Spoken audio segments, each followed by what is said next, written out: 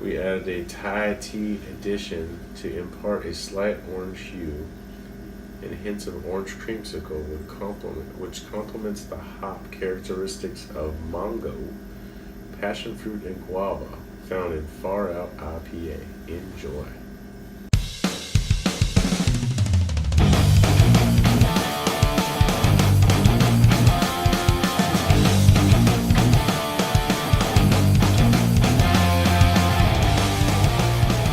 You are watching the Tapping Out Show with Matt and Jeremy, and we're going to do Bootlegger's Brewery Thai Tea Far Out IPA.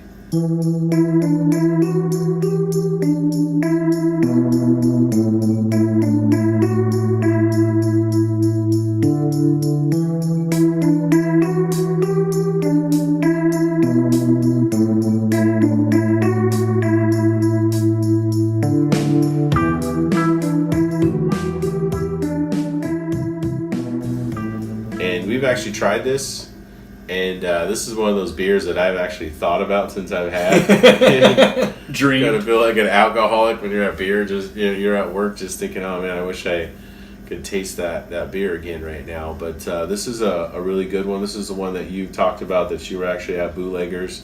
I think you called me from Bootleggers, Texted you at Bootleggers, texted me and showed me a picture, and I was just like, you know me, that some stuff, until you try, you don't know. And it didn't seem like something that was going to be that awesome, and it really is. The orange creamsicle, the orange hues, the fruits. What is it? Mango, passion fruit, and guava. It's just, it's definitely a different take on an IPA. Maybe there's some out there that we don't know about, but I mean, the Thai tea thing though really isn't up your alley. It's up my alley. It's not as much of a variant in this, I think, as much as the fruit aspect and the orange cream aspect. When we first drank it, we were like, dude, this is creamy. And then I read the can, I was like, dude, this is where all the sweetness and the fruit flavor comes from. So with the name, I think you're more thinking like, okay, it's going to be an IPA, kind of cut like a tea. But you don't even think about all the added flavors, which kind of make it more memorable, for at least for me. So Far Out is actually their West Coast staple IPA. I went to Bootleggers and was testing out beers, and I've had Far Out, and it said Thai tea. I like Thai tea, to the point where I seriously did call him and texted him and sent him pictures and said we had to come and we had to go down here and we had to try it. And we went to Icon, which is the bottle shop that not only gives us a lot of good stuff but has been on a couple of our shows. They had a 4-pack of this, and I said, okay, if I can buy these right now, can we try it? Sure, why not? So this is one that we had left because we want to do a review, because we feel that this is something that needs to be shared with everyone else. So let's crack this open. Obviously the can kind of matches the concept. It's tie-dyed. It's got a little bus on it. It's got the micro bus. Yeah, it's definitely going with the far out hippie kind of concept. This brewery's out of Fullerton, California.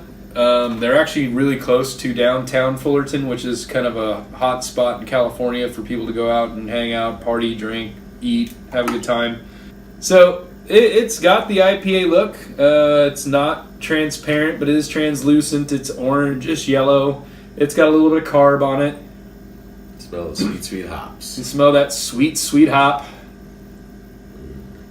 And you can smell the fruit.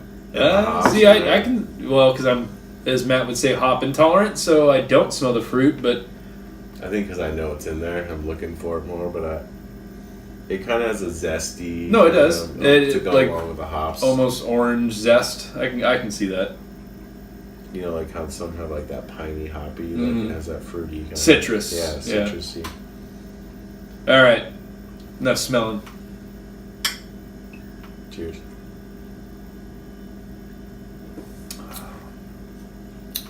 So good.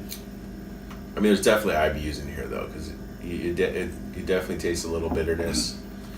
It's really awesome though how it's almost like you're drinking, and it's like hops just for like a second, you know, and then it's like sweet, and then it's sweet and kind of, I think creamy. the creamy, and then the tea just kind of blends it out. That's probably why they go with the whole hippie kind of thing. It's just kind of, it's almost like a drug, you know, because your hardcore IPA guys might think this isn't, you know, going to be for them. It's too not, creamy or yeah, whatever. it's too something. It's not, you know, they just want to just get choked down a bunch of hops.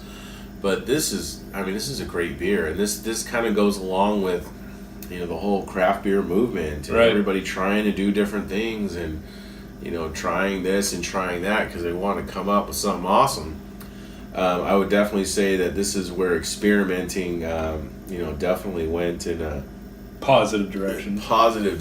And oh, and by the way, for you IPA guys like Matt, this thing has enough hops. You can taste it. It's still an IPA. It still has... Yeah.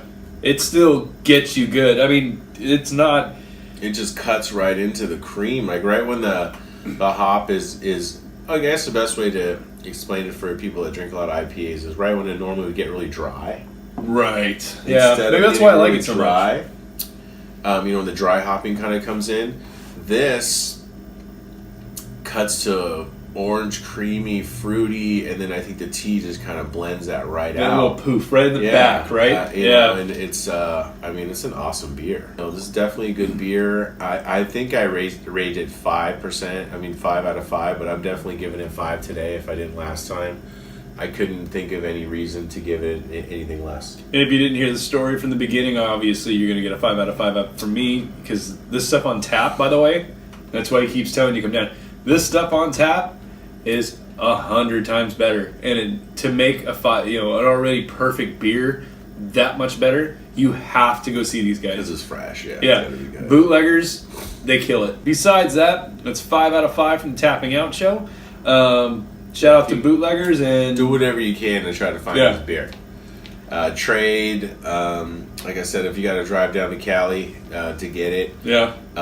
We trade, by the way. Yeah. But do what you got to do.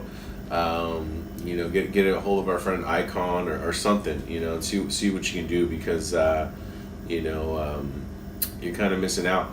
And I really do think this is kind of a limited release, which kind of stinks too, because like every other beer that Matt and I absolutely love and share the same opinion on, they disappear within a few months. I'm like, this is my new favorite beer. They're like, that's the last one on Earth. So I hope you enjoyed it. Besides that, we're going to finish this out.